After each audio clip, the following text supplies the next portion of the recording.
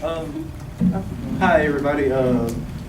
It's good to be here, and I wrote an essay about working at a job. That's it. I rode in the back seat of my parents' car, trying to enjoy the routine 15-minute drive. I pulled on my plastic name badge and made sure my shirt was tucked in. It seemed like it would not stop raining, and my dad was constantly talking, which makes it a typical day before my 8.5 hours of servitude. I had only been a Howard E. Butt, or HEB employee, for about a month, and after 3 calls and talking to 3 different people, finally they got my schedule right. However, I did not know what I was going to be doing since I transferred, and ever since my transition, it had been flexible to say the least. I hoped for something simple and fun. We arrived 10 minutes early like always. I said my goodbyes and went to clock in. I stashed my coat and my lunch in their designated places. I walked with a positive attitude and spoke to my CSM, my customer service manager. She looked at her little device and scrolled through everyone's schedules and stopped. She looked up at me with that uncaring and unconcerned look only managers can give and spoke, "Your PLA, parking lot attendant today. Have you ever done it before?" I shook my head. "Well, you're gonna need a poncho.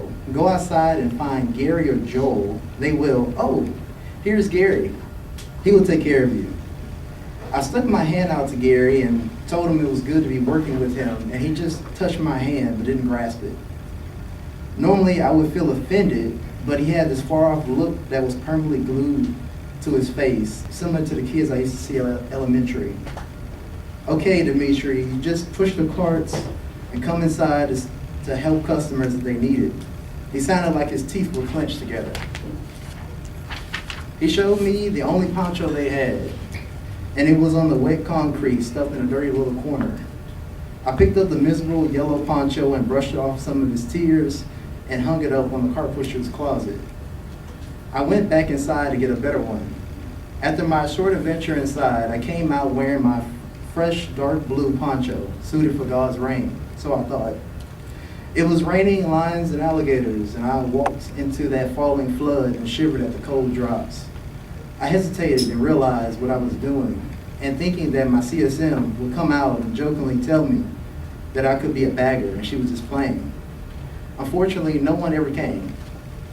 I went to claim my first few carts from the cart station, and when I placed my bare, wet hands against the plastic and metal and grasped as hard as I could, but my grip slid back and forth. I pulled back the carts and turned them as if they were dancers at a fancy ball. The wheels let out that familiar screech, and I pushed against the weight. I looked like a toddler trying to reclaim a ball. As I pushed, customers were running to their cars and unloading their groceries as if they were in a competition. I constantly had to readjust my trajectory of the carts. They favored leaning more to the left. I wrestled them to the right, and then to the right, and to the right again. I finally made it to the cart lot and struggled to turn the carts to face the same way. As customers carelessly walked in my way or just stopped and stared at me struggling. When I got them in position, I needed to push them backwards into the other carts, and I was finally through. I stopped and caught my breath. I lifted my poncho and removed my phone and looked at the time. It was 12:30. I laughed and told myself it had only been 30 minutes, and I was already tired. I put my phone away and noticed my shoes and the bottom of my pants legs were getting pretty soaked. I did not think much of it until the 6th time I walked out, and I saw Joel, my coworker. He wore a long raincoat with fat work boots and thick black rubber gloves. He looked like a murderer in a horrible movie. I envied his ensemble. I tracked him down as he trudged through the waters when I noticed his pristine chin-strap beard. He looked like an Amish raincoat killer. We introduced ourselves, which was unnecessary considering how large our name badges were. I had to learn more about how I can obtain more equipment, so I asked him a couple questions.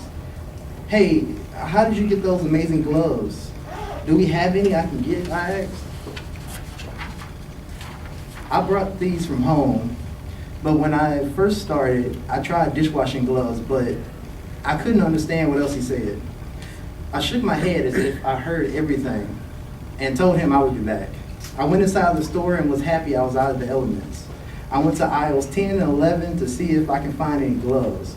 I looked long and hard, hoping they weren't out.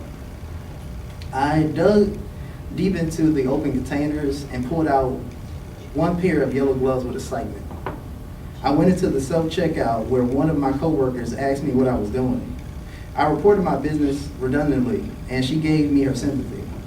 I went out into the wilderness again with a new sense of purpose. I walked confidently and grabbed hold of the carts with the extra grip, and the water just slipped and dropped to the ground. Joel found me doing my duty and asked me what kind of gloves I had bought. And I confidently told him the price, and he retorted that the extra large gloves would have kept the cold out, which I was feeling at the moment. If only I had listened to him, I would have been a little warmer, but I endured. To my surprise, the rain had soaked its way into my shoes and was devouring my socks. It even managed to coat my pants legs with a heavy moisture. I told Joel I was taking my break, which is one of the many perks of being a PLA. I went inside to use the restroom and removed my socks and brought them to the hand dryer. I was trying to be as secretive as I could be, but the other man in the restroom were overly curious of what I was doing.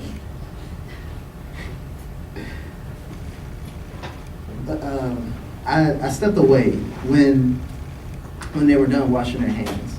After my embarrassing drying session, I relaxed as best I could in the break room and spoke to my supportive girlfriend. Those 15 minutes felt like heaven, but my nirvana could not last forever. I picked up my wet cold corpse and dragged myself to one of the cashiers to steal a few plastic bags. But one last trip to the restroom, I fastened the small plastic bags around each of my feet. Again, I emerged a new man with plastic bags on my feet, dishwashing gloves on my hand, and my trusty poncho. I exited the comforts of the inside to suffer again. My first few steps felt strange as I felt water around the bags of my feet as if in a fish tank. A few more steps were all it took for the bags to slip off my feet into the tips of my shoes. For a few minutes later, it stopped raining. It was 2:30, and I felt an overwhelming sense of accomplishment. I remember a joke a customer had told me in the rain. "This is the perfect weather for a duck, huh?" he had said with a smile on his face. Or a fish, because I wish I could swim, I had joked back. Now thinking back, I think, why not the perfect weather for a man to make him think on his feet and encourage him to rise to a challenge? I had faced this challenge. I had endured and overcome all the rain had to offer, and it had built me into a tougher individual. I was just waiting for a simple and fun day at work, and I had it. Now I have a story to tell of how I didn't give up and how I finished out the remainder of my shift with a smile and a sense of accomplishment.